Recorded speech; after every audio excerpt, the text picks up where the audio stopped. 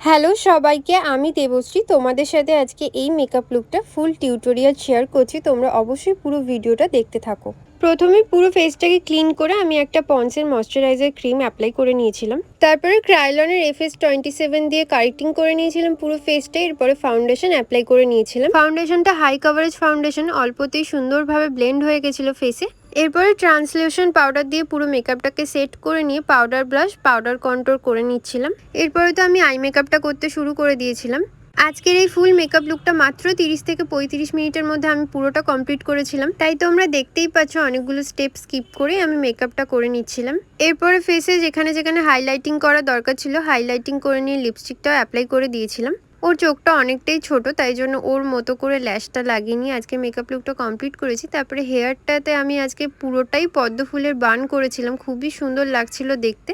তোমাদের যদি এরকম মেকআপ ভিডিও দেখতে ভালো লাগে আমাকে অবশ্যই কমেন্ট করে জানিও, তাহলে আমি আরও ডিটেলসে তোমাদের সাথে শেয়ার করব লুকগুলো।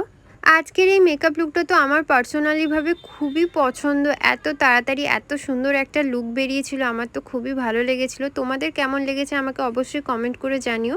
আজকের এই সফট মেকআপ লুকটা কয়েকটা প্রোডাক্ট দিয়ে এত সুন্দর ক্রিয়েট হয়েছিল যে ওর সামনে থেকে পুরো ফেসটা গ্লো করছিল, খুবই সুন্দর লাগছিল ওকে দেখতে।